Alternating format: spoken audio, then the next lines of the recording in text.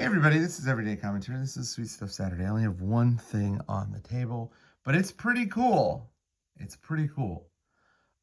This is the Edoluc Glow Arrow, and it is in the 18350 format. They make 3 different lights in a bunch of different metals: brass, copper. This one is in titanium, and they make them based on the battery format, so you can get a 1 AA, a 1 AAA, and a 1 CR, it's not CR 123A, but the 18350, which is a little bit bigger, it's fatter and a little bit longer than a 1 CR3, CR 123A. This light is, I believe the company is German, but the light is produced in China. It might just be a Chinese company. It was originally a company that would not ship lights to America. They have recently changed that, and so I've been looking at this light for a while, and when they said that they would ship it to America, I decided to pull the trigger. It is a very nicely made flashlight. It's the host is incredibly good. It's got a lot of features that I like. It can tail stand. It's got a nice clip. The clip is a little big. It's not the end of the world. It has light escapes. So, if you leave your light on and you put it down, it's got some machining around the head. It's got the sort of elongated hourglass shape. Overall, it's a nice light. When I first got it, it was not super stable. So I had to take and use some tweezers to twist this retaining ring down. And it is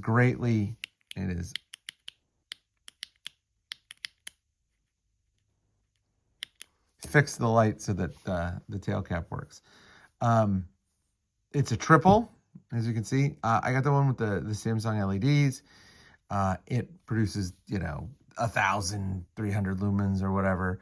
And then the low is like 1% of that, maybe less. But the low is really, there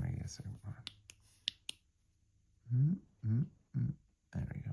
The low is not as low as some of the other lows that I really like from flashlights. But this light, and I got it on a special, but this light was $82.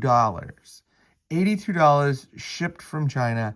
It is quite incredible for 82 bucks. And so I kind of wanted to show it off next to other lights that are, sort of enthusiast grade lights. And one of the things that you'll notice, and let's see if I can get this to show up here. Yeah, there. So you see the cutter head. And it leaves this little circle there. It's definitely not a functional impact. It's not going to change the light. It doesn't impact how much light it outputs. It doesn't make it less easy to use. It doesn't hurt your hand, and when you're holding it, it doesn't make it carry more difficult. But it just reminds me again of how friggin' perfect this light is. This is the McGizmo Haiku. It's by Don McLeish. I've had this light for more than 10 years. It has an upgraded emitter. It produces about 800 lumens on high. On low, it is a super duper duper duper low, like 1 or 2 lumens. It's just a burner. And this, I think there's a really strong argument. This is the best light ever made, right? This is the Ferrari 250 GTO of flashlights. It's just an all-time classic. And mine has a lot of wear on it because I do carry it, but you can still see there are no machining flaws on this light anywhere. It just kills it. It is so good. There's no stray marks. There's no nothing. This is a perfectly machined object. And even though, this is not a perfectly machined object, it's still pretty nice. It's just when you have the very best, you can see the slight differences. Let's compare the light to another really good light. Now, none of these lights were perfectly machined and they're all stone washed or coated, so it's very difficult to compare. But this is the light next to the Boss 35, which I think also has a really good argument for being one of the very best lights ever made. It's a little bigger than the Boss 35, as you can see, and it's a smidge smaller than the Haiku.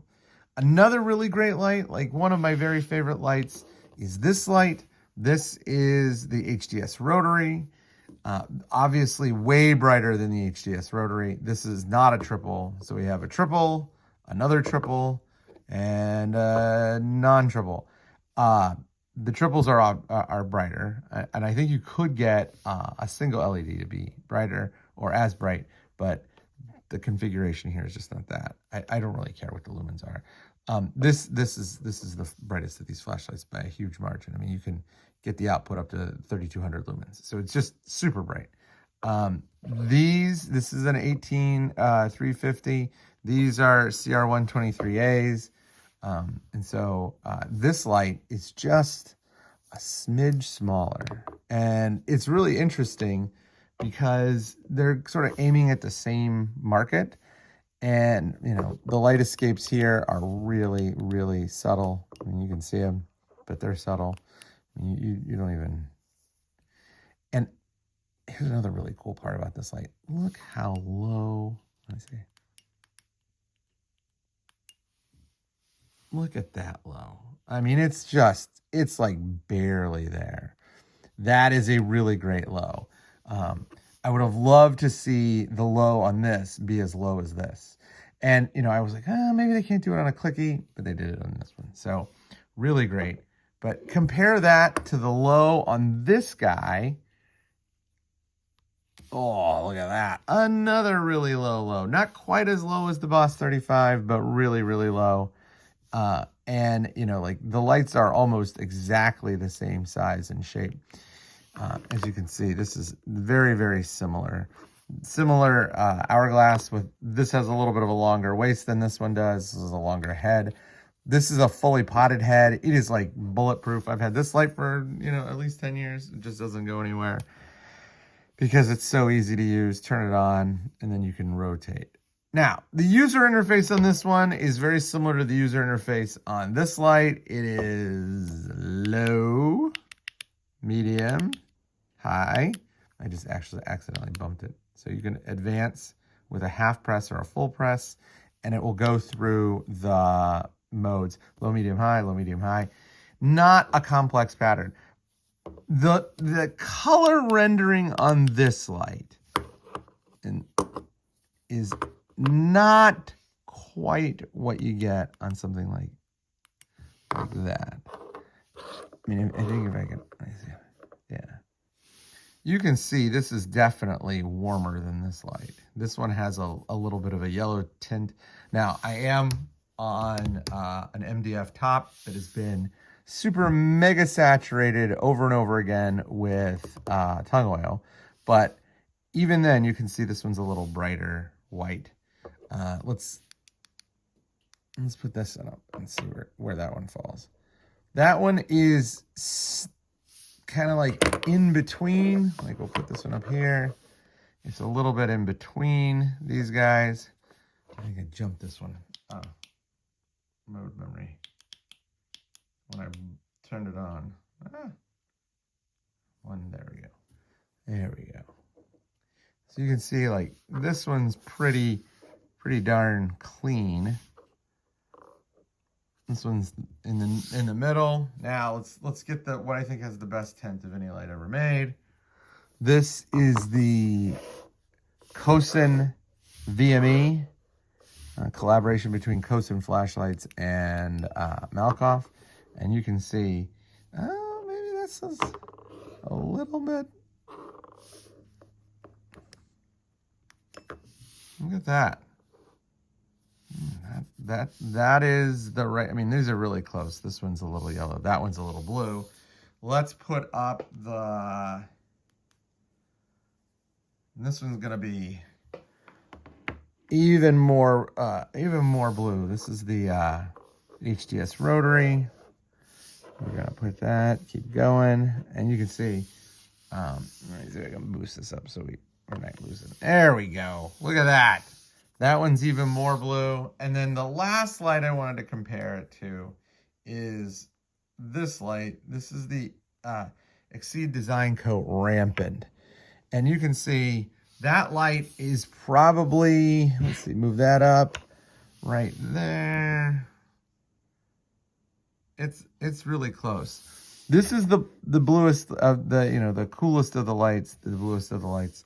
And then it just kind of goes down from there. These two are really excellent. I mean, and look how similar their beam patterns are. Just really, really great lights. But all of this is to say that the Glow Arrow, which is $82, sits pretty nicely with, 300, 500, 200, 400. We're talking some really great lights here, and it sits nicely among all of them. And I think ultimately it's because the host is nice, the UI is nice, and the output is good. This is not like a magic trick or a puzzle. You make a good light. You make it simple and easy to use. You make it about the right size, and you're gonna have success, right? Like this and this are probably better in terms of user interface. This and this are better in terms of beam pattern and color rendering. And, this is sort of like right in the middle between all of them being good in every account, but not the best. And then this guy. And I'm really, really impressed with the Edoluc Glow Arrow. It is a very, very good light, and it is super cool to have it in for review. Now that I've fixed the jumping problem with tightening down the retaining ring, I am ready to go. It is a big light. I would not EDC this in slacks. I would not EDC any of those in slacks. I'd probably opt for, the Mini Turbo Mark III from 4.7s, or the Raylight Mini Pineapple, or something even smaller. But if you have the ability to wear jeans, this is the right size. These are just great lights, really, really good lights. Super interesting. I'm glad it's in for review. I'm glad I could finally get it and shipped to America. And you should go take a look. Edoluc.com. So they're not paying me to say this. I bought this with my own money. This is a cool light.